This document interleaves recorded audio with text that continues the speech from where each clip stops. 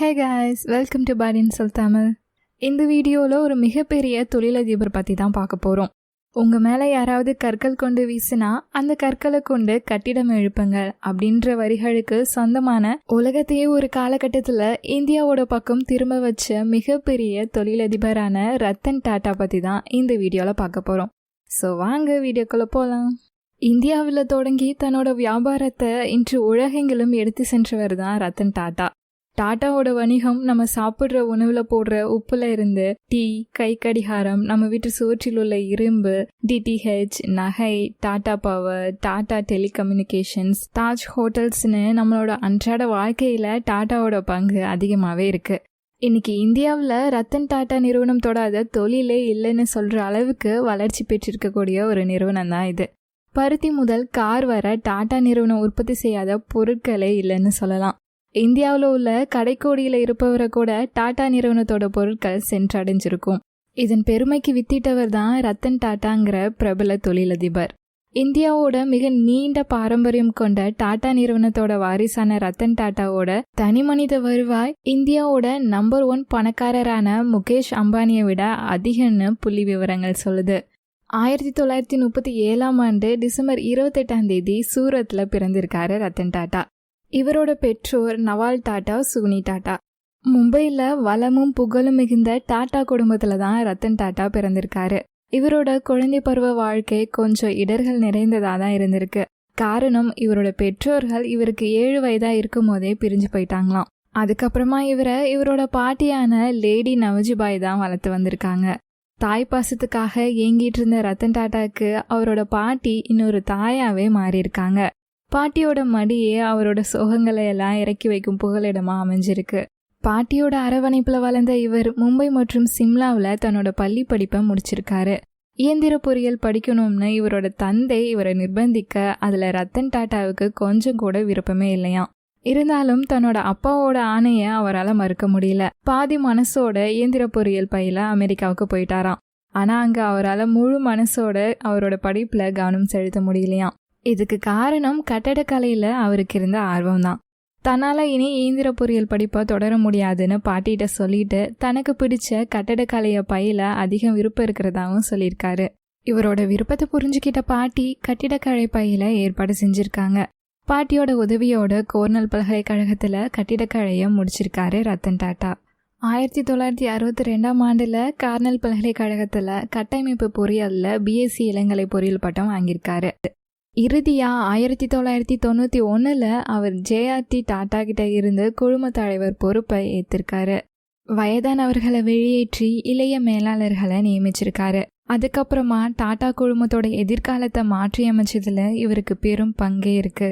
டாடா குழுமம் இவரோட சொந்த நிறுவனமா இருந்தாலும் சிறு சிறு பொறுப்புகள்ல இருந்து தான் இவர் மேல வந்திருக்காரு. இதனால இவரால் வெற்றியோட ரகசியத்தை நல்லா புரிஞ்சுக்க முடிஞ்சுது. சர்வதேச சந்தையில தங்களோட நிறுவனத்திற்கான வாய்ப்புகளை சரியான வகையில கண்டுபிடிச்சிருக்காரு.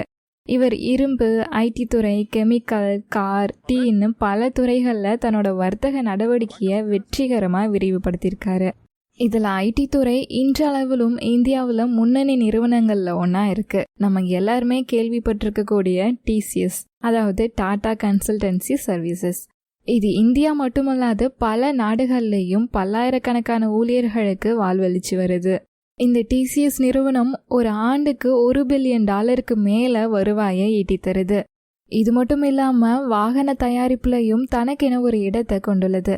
டாடா நிறுவனத்தோட உற்பத்திகள்ல ஒன்றான நானோ கார்களை நடுத்தர குடும்பங்களின் கார் கனவுகளை நனவாக்கி கொள்ள குறைந்த விலையில தயாரிச்சது. அனைத்து முன்னணி கார் நிறுவனங்களும் கோடிகளில் கார்களை தயாரிச்சிட்டு இருக்கும் போது மாற்று திசையில பயணிச்சாரு ரத்தன் டாட்டா. சாமானிய மனிதனும் கார்ல போகணும்னு நினைச்சாரு. அப்போ உதிச்சது தான் டாடா நானோ திட்டம். வெறும் $1,00,000 கார்கள் வெளிவரும்னு டாடா நிறுவனம் அறிவிச்சப்ப உலகமே கேலி செஞ்சிச்சு.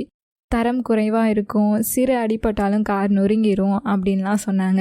$1,00,000 கார் தயாரிக்கிறது நிச்சயமா சாத்தியம் இல்லைன்னு எல்லாருமே சொன்னாங்க. ஆனா அது எல்லாத்தையும் பொய்யாக்கி இந்திய சாலைகளில் நானோவை கம்பீரமா வலமரம் வச்சாரு ரத்தன் டாட்டா. உலகத்திலேயே மிக குறைந்த விலையிலான கார் அப்படிங்கிற பெருமையை தனதாக்கியது நானோ. விலை குறைவுனாலும் தரத்துல எந்த குறையும் இல்லாம வெற்றிகரமான மாடலா தன்னை நிலைநிறுத்தி கொண்டது நானோ. உலகின் அனைத்து கார் கம்பெனிகளும் டாட்டாவுக்கு தலைவணங்குச்சுன்னே சொல்லலாம். மும்பை குண்டுவெடிப்புல பாதிக்கப்பட்ட தாஜ் ஹோட்டலும் டாடா நிறுவனத்துக்கு சொந்தமானது தான். அது சரி செய்யறதுக்காக பொது டெண்டர் விடப்பட்ட போது பாகிஸ்தானை சார்ந்த 2 பெரும் நிறுவனங்கள் அதுக்கு விண்ணப்பிச்சிருந்தது. அந்த டெண்டரை தனதாக்கும் பொருட்டு அந்நிறுவனங்களை சார்ந்த இருவர் ரத்தன் டாட்டாவை பார்க்க அவரோட அலுவலகத்துக்கு போயிருக்காங்க. பாகிஸ்தானியர்கள்னால அவர்களை வெகு நேரம் காக்க வைத்த டாட்டா பின்னர் அப்பாயின்மெண்ட் இல்லை, யாரையும் பார்க்க முடியாதுன்னு சொல்லியிருக்காரு.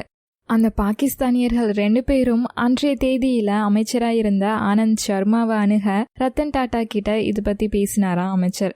அதுக்கு ரத்தன் டாட்டா சொன்ன பதில் நம்மள மெய்சிலிருக்க செய்யும். உங்களுக்கு வேணும்னா இது கூசாம இருக்கலாம், ஆனா எனக்கு இது அவமானம் அப்படின்னு சொல்லி அதை மறுத்திருக்காரு ரத்தன் டாட்டா. இதே மாதிரி இன்னொரு விஷயமும் நடந்திருக்கு. டாடா சுமோ கார் வேணும்னு பாகிஸ்தான் அரசு மிகப்பெரிய ஆர்டர் ஒன்றை டாடா நிறுவனத்துக்கு தர பாகிஸ்தானுக்கு ஒரு கார் கூட கொடுக்க முடியாதுன்னு ஆர்டரை நிராகரிச்சிருக்காரு ரத்தன் டாட்டா. பணம் தான் முக்கியம்னு பலரும் அறத்து மீறி செயல்பட்டாலும் பணத்தை விட தாய் நாடு தான் தனக்கு முக்கியம்னு நினைச்சிருக்காரு ரத்தன் டாட்டா. டாடா ஸ்டீல் மூலமா இரும்பு துறையிலையும் தன்னோட காலடியை பதிச்சிருக்காரு ரத்தன் டாட்டா. இன்று சர்வதேச அளவில் இரும்பு வணிகத்தை மிக சிறப்பா செஞ்சிட்டு இருக்காரு. உலகின் பல நிறுவனங்கள் இந்தியாவை தேடி வர சத்தமே இல்லாம தன்னோட வணிகத்தை உலகத்தோட பல நாடுகளுக்கும் விரிவாக்கம் செஞ்சிருக்காரு. சொல்லப்போனா இந்திய பொருளாதார வளர்ச்சிக்கு இவரோட பங்கும் கணிசமான அளவு இருக்கு. 26 ஜனவரி 2000 50வது இந்திய குடியரசு தினத்தையொட்டி படைத்துறை சாராத ஒரு குடிமகனுக்கு வழங்கும் 3வது பெரிய சிறப்பு பதக்கமான பத்மபூஷன் விருது ரத்தன் டாட்டாக்கு வழங்கப்பட்டிருக்கு. 2004 பிப்ரவரி மாதத்துல சீனாவின் ஜேஜியாங் மாகாணத்துல உள்ள ஹாங்ஜோவ் நகரத்தின் பொருளாதார ஆலோசகர் பட்டமும் ரத்தன் டாட்டாக்கு வழங்கப்பட்டிருக்கு. 2005 ஆகஸ்ட் 30 லாஸ் ஏஞ்சல்ஸ்ல உள்ள தென் கலிபோர்னியா பல்கலைக்கழகத்தோட அறங்காவலர் குழுவுக்கு ரத்தன் டாட்டாவை தேர்ந்தெடுத்திருக்காங்க. 2006 பொறுப்புடைய முதலாளித்துவத்திற்கான ஃபர்ஸ்ட் விருது அவருக்கு வழங்கப்பட்டிருக்கு. மார்ச் 2006 பொருளாதார கல்விக்காக கார்னல் பல்கலைக்கழகம் இவருக்கு ஃபெல்லோ விருதை வழங்கி கௌரவிச்சது. வணிகத்துறையில சிறப்பு வாய்ந்த தனியருக்கு பல்கலைக்கழகங்களால வழங்கப்படும் இந்த விருது மிக பெரும் கௌரவமா கருதப்படுது. 2008 நாஸ்கோம் உலக தலைமை விருது பெற்றவர்ல இவரும் ஒருத்தர். இந்த விருது 2008 பிப்ரவரி 14 அன்று மும்பையில வழங்கப்பட்டது. 2007 வழங்கிய நற்பணிகளுக்கான கார்னகி பதக்கத்தை டாடா குடும்பத்தின் சார்பா ரத்தன் டாட்டா ஏற்றுக்கொண்டார். 2008 மே மாதத்துல டைம் இதழ் வெளியிட்ட உலகின் மிக செல்வாக்குடைய 100 பேர் அடங்கிய பட்டியல்ல திரு ரத்தன் டாட்டாவும் இடம்பிடிச்சிருக்காரு. டாடா 1 லட்சம் ரூபாய் காரான நானோவை தயாரிச்சு வெளியிட்டதற்கு பெரிதும் புகழப்பட்டார். படைத்துறை சாராத ஒரு குடிமகனுக்கு வழங்கும் 2வது பெரிய சிறப்பு பதக்கமான பத்ம விபூஷன் விருது 2008 ஜனவரி 26 ரத்தன் டாட்டாக்கு வழங்கப்பட்டது. 2008 ஆகஸ்ட் 29 சிங்கப்பூர் அரசாங்கம் கௌரவ குடிமகன் தகுதியை ரத்தன் டாட்டாக்கு வழங்கியது. சிங்கப்பூர்ல உள்ள உயர் தொழில்நுட்ப துறைகளுக்கு இவரோட பங்களிப்பை அங்கீகரிக்கும் வகையில இதை வழங்கினாங்க. இந்த கௌரவத்தை பெறும் முதல் இந்திய ரத்தன் டாட்டா தான்.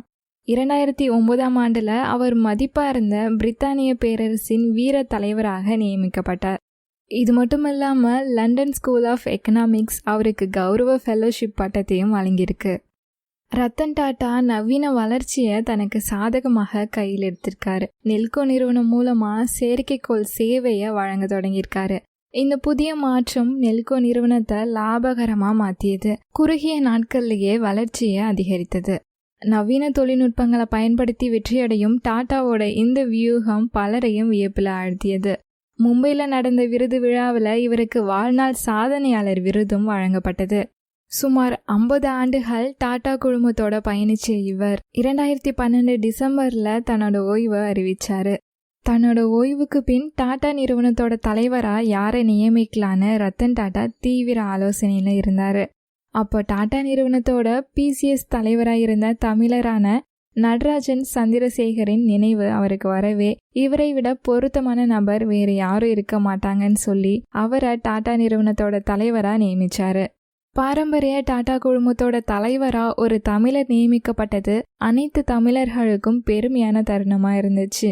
இளைய தலைமுறைக்கும் சாதிக்க துடிக்கக்கூடிய நபர்களுக்கும் சக போட்டியாளர்களுக்கும் ரத்தன் டாடா முன்னுதாரணமான நபரா இன்னமும் இருக்காரு. இளைஞர்களுக்கு தொழில் நுணுக்கங்களையும் பயிற்றுவித்து வராரு. இவரோட கொடைவள்ளல் சொல்லி மாளாது. ஏழை குழந்தைகளுக்கும் ஆதரவற்ற குழந்தைகளுக்கும் மாற்றுத்திறனாளிகள்னு பல லட்சம் பேருக்கு தன்னோட தொண்டு நிறுவனம் மூலமா இன்றளவிலும் பல உதவிகளை செஞ்சுட்டு வராரு. கொரோனா நிவாரண நிதியா 1500 கோடி ரூபாயை வழங்கியிருக்காரு ரத்தன் டாடா. உலகளவுல ஒரு சிறந்த தொழிலதிபரா வலம் வரும் ரத்தன் டாட்டாவும் காதல்ல விழுந்தவர்னு சொன்னா நம்ப முடியுதா? நீங்க ஏன் கல்யாணம் பண்ணிக்கலன்னு கேட்டதுக்கு 4 முறை கல்யாணம் செய்யும் நிலைக்கு சென்று கடைசியில அது நிறைவேறாமல் போனதாகவும் தனக்கு 4 காதல் தோல்விகள் இருக்கிறதாவும் சிரிச்சுட்டே சொல்லியிருக்காரு ரத்தன் டாட்டா. ஆனா அது எல்லாமே அவரோட சிந்தனைய சிதறடிக்கல. தன்னோட சொந்த வாழ்க்கையில தோல்வியுற்ற ரத்தன் டாட்டா அதை எண்ணி கலங்காம அவரோட தொலைநோக்கு பார்வையால தன்னோட வியாபாரத்துல கவனம் செலுத்தியிருக்காரு. பல கஷ்டங்களுக்கு மத்தியிலையும் இன்னைக்கு ஒரு சிறந்த தொழிலதிபரா வலம் வரும் ரத்தன் டாட்டா தன்னோட இளம் வயதுல தன்னோட தாய் தந்தையரோட விவாகரத்துக்கு அப்புறம் தான் பல கஷ்டங்களை அனுபவிச்சதா தன்னோட ட்விட்டர் பக்கத்துல சொல்லியிருக்காரு. உலக சந்தையில இந்தியாவுக்கு ஒரு அந்தஸ்தை ஏற்படுத்தி கொடுத்ததுலயும் இந்திய பொருளாதாரத்தோட வளர்ச்சிக்கும் டாடா குழுமத்தோட பங்கும் ரத்தன் டாட்டாவோட பங்கும் அளப்பெரியது. பிரச்சனைகள் கவலைகள்னு அதை பத்தியே யோசிச்சுட்டு இருந்திருந்தா இந்நேரம் இப்படி ஒரு வெற்றிகரமான மனிதரா ரத்தன் டாட்டாவால வலம் வர முடியாம போயிருக்கோம் இல்லையா? இன்றளவிலும் தனது பதவியில இருந்து விலகினாலும் டாடா குழுமத்தை வெற்றிகரமா வழிநடத்தி போயிட்டு இருக்காரு. ரத்தன் டாட்டாவுக்கு விமானம் மற்றும் விமானத்தை இயக்குறது ரொம்பவே பிடிக்குமா. அவர் ஒரு திறமையான விமானிங்கிறத நிரூபணம் செய்யும் வகையில பைலட் உரிமம் கூட அவர்கிட்ட இருக்கு.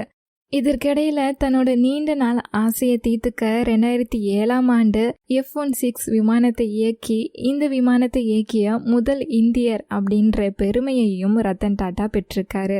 என்னால் ரெக்க விரிச்சு பறக்க முடியாத நாள் தான் என்னோட வாழ்க்கையில சோகமான நாள்னு ரத்தன் டாட்டா சொல்லியிருக்காரு. இந்த வீடியோ உங்களுக்கு பிடிச்சிருந்தா லைக் பண்ணுங்க, பாடி&Soul தமிழ் சேனலை சப்ஸ்கிரைப் பண்ணுங்க. அண்ட் நம்ம சேனலில் வரக்கூடிய வீடியோஸை மிஸ் பண்ணாமல் பார்க்கறதுக்கு மறக்காமல் நோட்டிஃபிகேஷன் பெல்லையும் கிளிக் பண்ணிக்கோங்க.